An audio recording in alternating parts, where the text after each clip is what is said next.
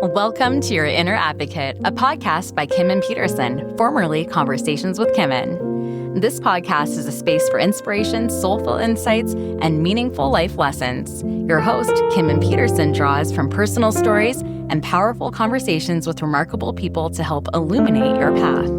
These episodes reflect his lived experiences and thoughtful perspectives, all aimed at encouraging you to live life with greater authenticity, joy, and ease.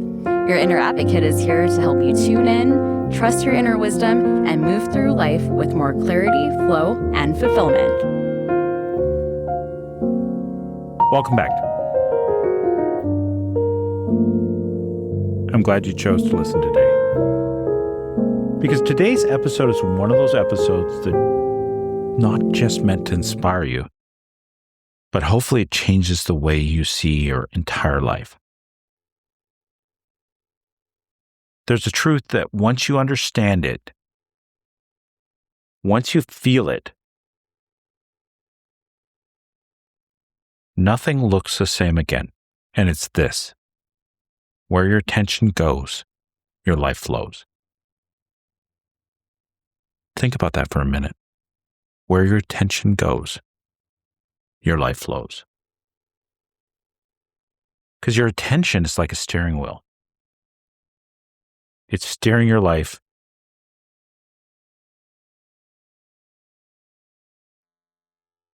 But it can be self-driving and connected to your inner critic. And many of us never learn to take a hold of the steering wheels and move in the direction that we want to move, not away from what we don't. The truth is, what you focus on expands. Have you ever noticed that your attention actually drives the tone of your life? When you focus on what's going wrong, you see more of what's going wrong, and life feels heavier, harder, sometimes hopeless. But when you start focusing on what's going right,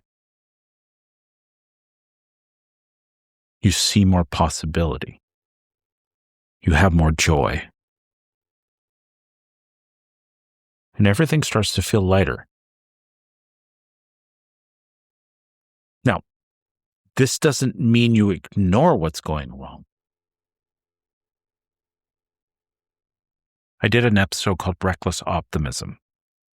And they say, reckless optimism sounds kind of like toxic positivity, but it's really not. It's much, much different.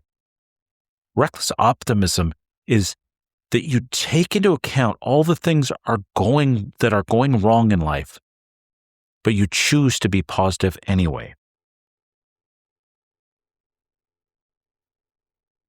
You know, Tony Robbins said it best when he said, energy flows where attention goes. And another quote I love by Rumi is, what you seek is seeking you. And think about it. What you seek, consciously or unconsciously, is seeking you. So the idea is, if you are you're driving your steering wheel up to the inner critic, the self-preservation part of our instinctual being, the part that's always being hypervigilant to threat and trying to prevent anything negative that happening to you. That's what you see. That's what you live.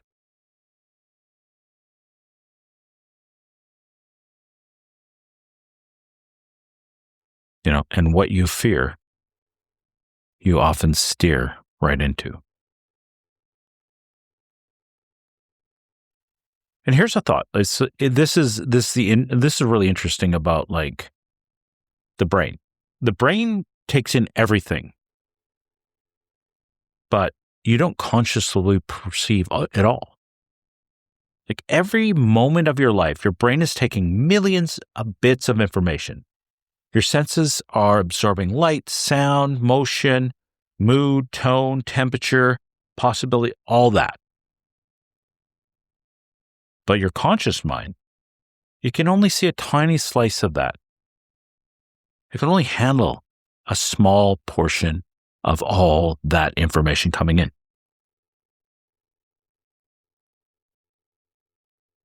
Some researchers actually say we consciously process about 40 bits of information per second out of the 11 million bits available that have come in. 40 out of 11. And it makes sense why life feels overwhelming sometimes. And I wonder if autistic children are consciously aware of so much more of that it's overwhelming for them. But this 40 bits is where the magic and the danger lives. Because your brain has to pick and choose what it sees. It has to inhibit a whole bunch of stuff so you can focus on certain things.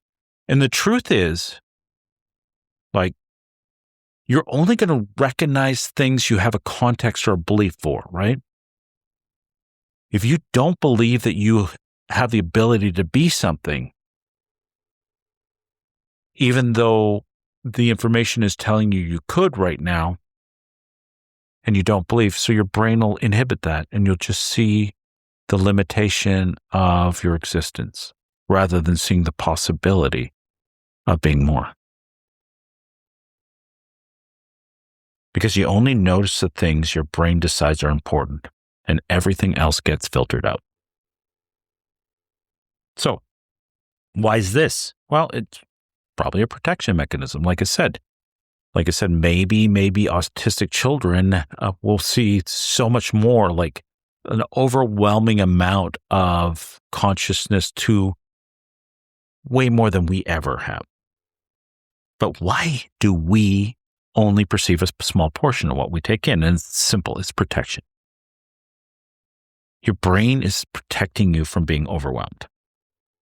It doesn't want you to drown in input. So it filters. You think, when there's so much like really sad or bad stuff going on around you, and you start just seem to be surrounded for it, and you get to the point where you have no more capacity, and you keep on seeing all the negative.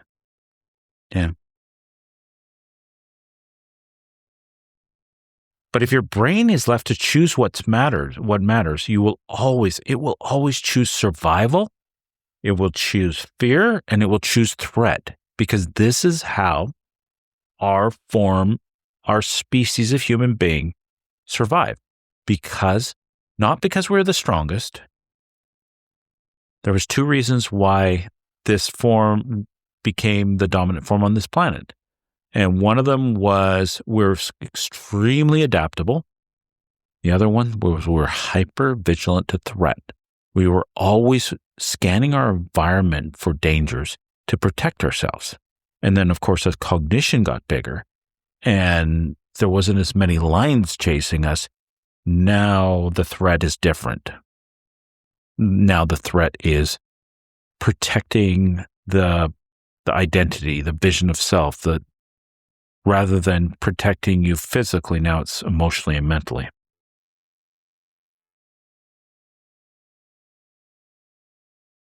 And that's what kept our ancestors alive. And there's a quote that explains this perfectly. The mind is a wonderful servant, but a terrible master. Robin Sharma. Think about that. The mind is a wonderful servant, but a terrible master. If you're left up to what's automatic, what's instinctual, it's not going to be great. But if you're learning, you're building your own inner advocate, you're becoming deliberately conscious, your focus and everything, it can serve you really well.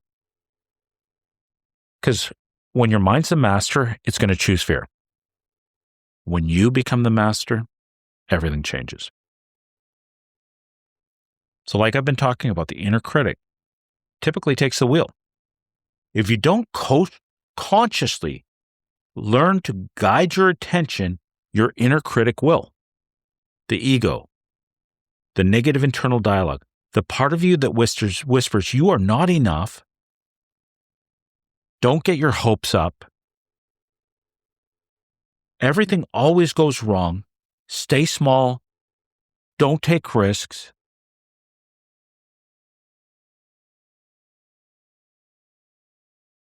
But the inner critic thinks it's protecting you from disappointment. But really, it's protecting you from possibility. It's keeping you safe by keeping you small. But if you don't want to be small in this life, you can't listen to that.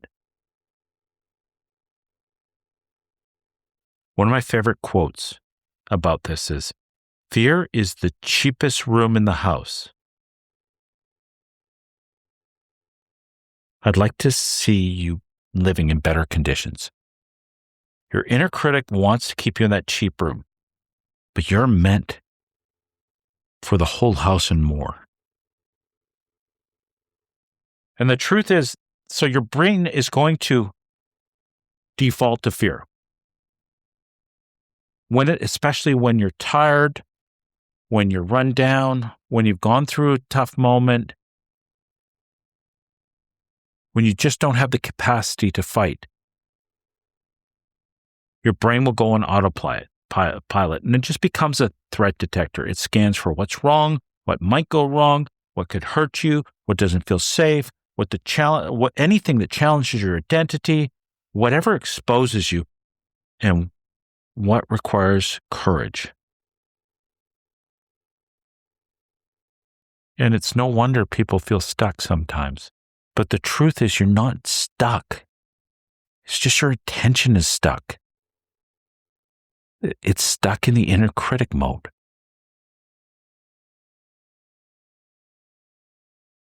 So let me tell you about something I've definitely learned and lived with myself.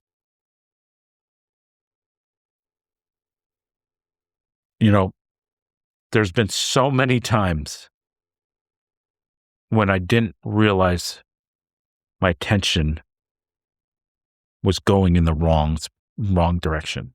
In fact, I used to say that I was in this incredible battle at one point in my life. Incredible battle. My internal critic was so bloody hard on me, beating me down, making me feel like nothing. Or I was listening to it, or I was indulging it. In fact, I was to the point that I was in this battle and I was fighting on the wrong side. I was agreeing with the internal critic. My attention had gone so far to believe this negative internal dialogue was me and that my life was never going to amount to something and that maybe I was better off not being here. I was going to be alone. I was never going to make a difference in this world. And that's where I lived.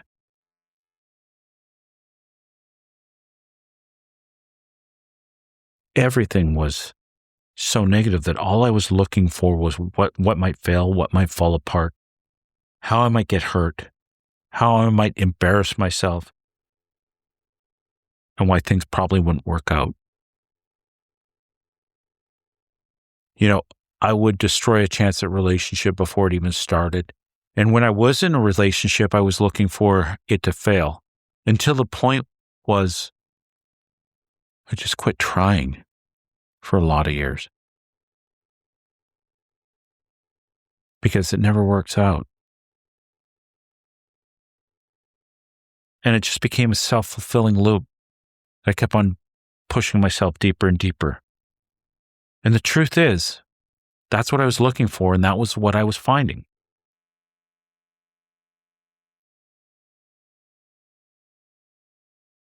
I think in my self-help genre, when I was trying to overcome all this and get past all this, one of the quotes I saw is, we don't see things as they are. We see things as we are. Think about that for a sec, because at first it's like, what? We don't see things as they are. We don't see the circumstance in the life in life as it is. We see it from our own lens as we are. Two people can look at the same situation. One people can come out inspired. One can come out defeated. But it's not the situation that's defeating us. It's who we are that's defeating us. That was the moment I realized that if I didn't change what I was looking from, I would never change what I was looking for. If I spent the rest of my life looking how everything was going to fail, and even when I fell into something, watching for it to end, then I would never have anything that would last. And what kind of life would that be? Here's a practical example of this, of where your attention goes, your life flows. So if you think about like mountain bikers and downhill skiers, like the really, like say Super G, they're really fast skiing. In every training session, they teach you, like, look at where you want to go. So just keep on focusing on where you want to go, not where you don't want to go. For instance, don't look at that tree, because the moment your eyes lock onto that tree, your body follows, your skis follow, your bike follow, and you're going to hit it. And especially when your brain is screaming, I hope I don't hit that tree. Guess what? You hit it. And why? Because your life follows your focus in the same way. Literally, they teach the cyclists and the skiers, when you know you're going to crash, find the place you want to end up. Maybe that soft patch of grass over there, or that big pile of soft, fluffy snow. And stare at that the whole time as you're crashing. Just keep on staring where you want to go, where you want to go, where you want to go. And most likely that's where you're going to end up. Because the truth is, if you look at where you don't want to go, it's where you're going to end up. What a practical lesson. Can you imagine? Even if you had to write it on your hand. I remember when I was in my education, and we would do these practical exams. And there were certain muscles that we'd have to like muscle test and palpate. And I learned early in my program that if I'm just doing my last minute studying and I'm walking into the close going, I hope I don't get this muscle. I hope I don't get this muscle. I hope I don't. Guess what? I got that muscle 90% of the time. So I changed it. I hope I get this muscle. I hope I get this muscle. Ones that I know really well. And started getting that. I don't know if it's something magic or what, but like, who knows? How about this for a quote? If you stare at what you fear, you steer into what you fear. So like we were been saying, your attention is your steering wheel. Your attention is literally a steering wheel. You're steering every day, whether you know it or not. You're steering towards your dreams or away from them, towards abundance or towards lack, towards courage or towards fear, towards growth or towards protection.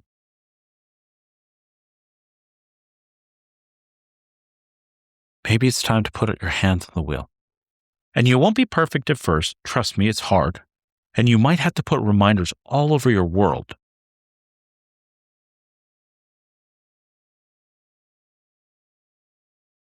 But take control. Learn to control your attention. Learn to move towards what you want, not away from what you don't.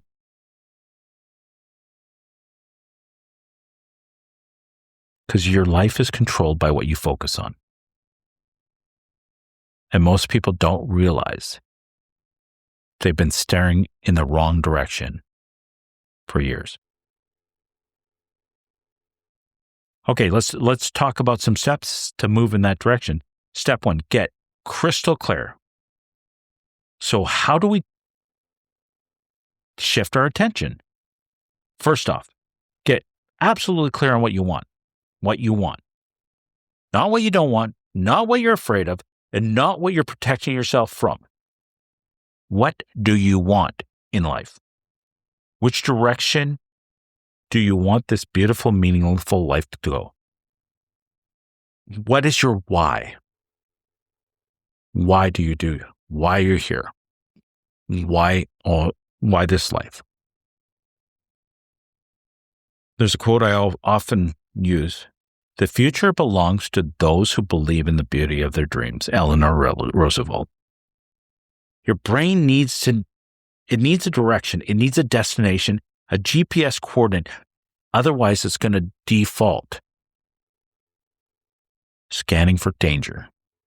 So figure out what you want. It's like I've told this story about Mother Teresa before. I'll tell it again because it really, really points out something really important. There was a time when a group of people were holding a march to protest against the war. And they went to Mother Teresa and said, Mother Teresa, would you please come and march in our march against the war? And she said, no, dear, I will never march in your march against the war. And they're going, what are you talking about? Are you for war? Like, we don't understand. And she said simply, I will never march in a march against the war. But I'll tell you what, you hold a march for peace and I will lead it. Get crystal clear on what you want. Crystal clear.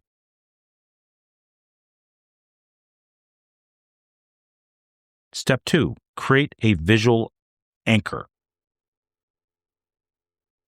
You got to put it up where you can see it day to day. Is it written on your hand? Is it so important that it's tattooed on your body? Is it a stone that you, like a polished stone with a word cut into it that you keep in your pocket? Is it a picture on your phone? What is it?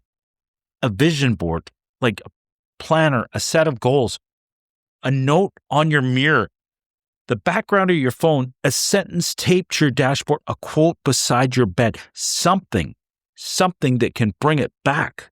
Because you know what? Attention is fleeting. So if you can keep on training yourself to hold your attention, they say it's 21 days to create a habit. What if you create a habit of focusing on what you want? Because anything that pulls your attention back to your dream, to your plan, to your goal, that's taking your attention to your future self. Because repetition trains the brain. Visibility reinforces direction. And what you see daily becomes what you believe. The truth is, you become what you think about. Literally, you are what you think. Period. Step 3, daily reminders. Create an environment of daily reminders. Enroll your friends to ask you how it's going, like talk about, say you got your goal, you're going to start this, you're doing this, and like create a world that calls on you. Set alarms in your phone with encoded messages. Write yourself notes. Surround yourself with people who speak the language of possibility. The more often you see your goals, the more often people know about your goals, have them live outside yourself, because in your head is a very poor place to keep things, because they fade in the background in your head. But when they're out in your life, when they're visual, when the people in your life keep on asking you or reminding you, there's this quote that I love this quote. Who said, a true friend learns the song of your heart,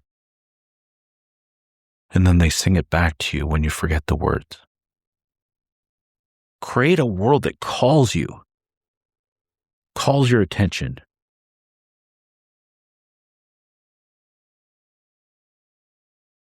And the more you do this, the less the inner critic gets to run the show.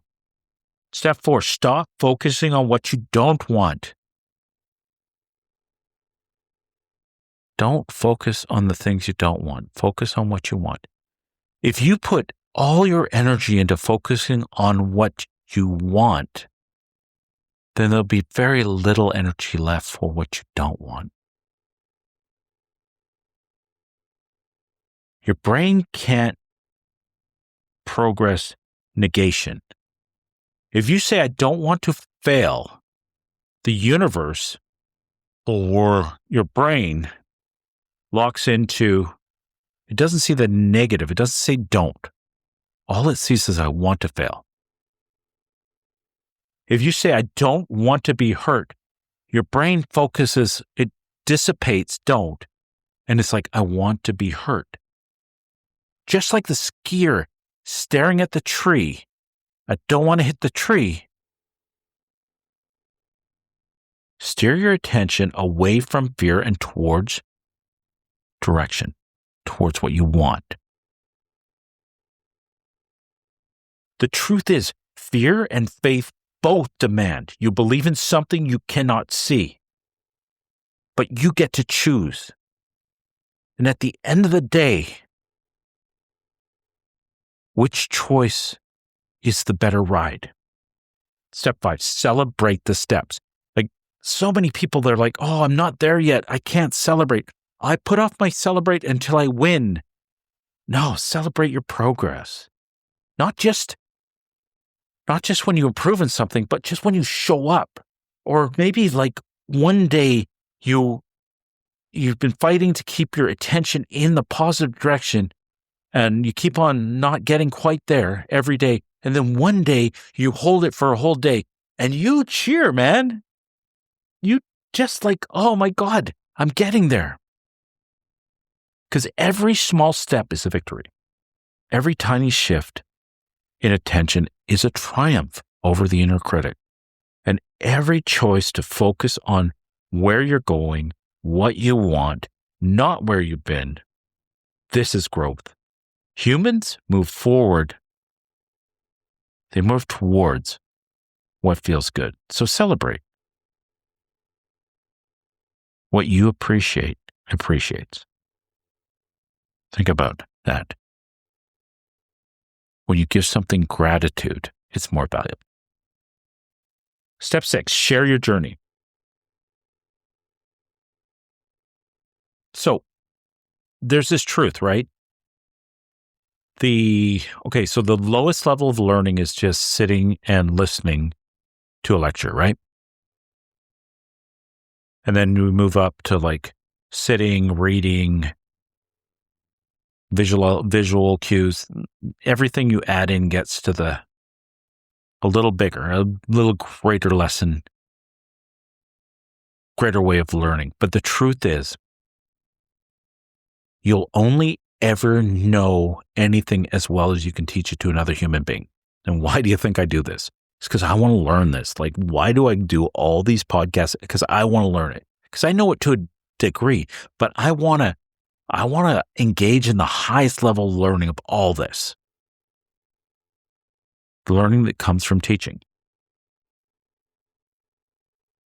So say your dreams out loud. Share them with people. Tell someone what you're working towards. Ask them to support you. Let yourself be witnessed. There is power in claiming your direction. Have your people share your dreams. Have them sing back the song of your heart if and when you forget the words or when it's getting hard. You go faster alone, but further together. Step 7, healthy obsession. Healthy obsession. It's okay to be obsessed, but healthy. Get a little obsessed, okay? Not obsessive in fear, but obsessive indirection, obsessed with your growth, obsessed with your clarity, obsessed with your future, obsessed with the process.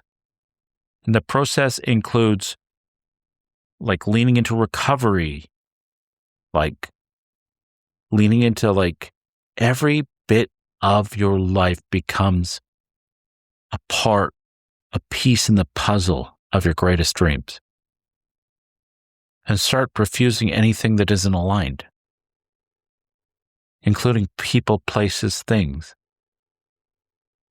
For instance, it's like last year and probably this year too, I've had one glass of wine, maybe one and a half. I'm not sure, but like I've only drank on one day in these last 2 years. It's because alcohol leaves me feeling kind of off. And I kind of want to live a life that I'm on all the time, or as on as I can be. Like I said, if I'm running at 30%, I want to give 100% of that 30%, but I don't want to do anything consciously, deliberately that takes away from being on.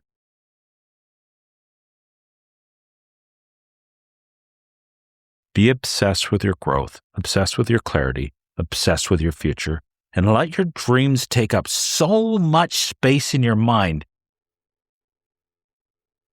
And let your vision just interrupt all the old patterns. Let your dreams take up so much space. There's just no room left for anything else. When you want something, the universe conspires in helping you to achieve it.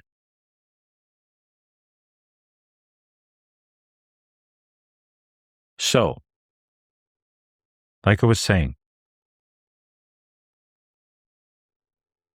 your attention is driving your life. And you can allow the inner critic to drive, which will take you further away, or you can take over the wheel and bring yourself closer to your dreams. Either way, consciously or unconsciously, you're steering the ship. If you're doing deliberately and consciously, you're steering it towards what you want. And if you're not doing that, then you are allowing the inner critic to steer you away from what you want. So today, just notice, where's your attention going? Think about it. Where does your attention normally go? What is the habitual way your attention works? Where is it landing? Where is it drifting? And then ask yourself, is this attention taking me towards who I want to become? Because your life is going to follow your focus. Always. It always has, and it always will. And you are beautiful, powerful, you're courageous, you're human. You get to choose where that focus goes next.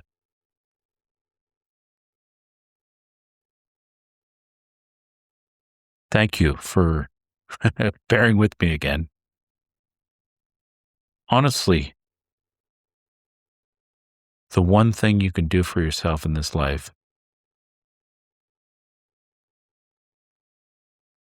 is stop passing the driving over to the internal critic. Be okay that you're going to fail sometimes, but slowly and deliberately build your own inner advocate.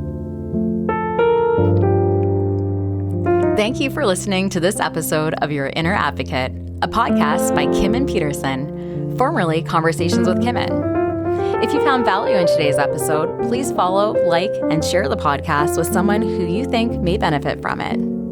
You can listen on Apple Podcasts, Spotify, Podbean, and connect on Instagram at your_inner_advocate.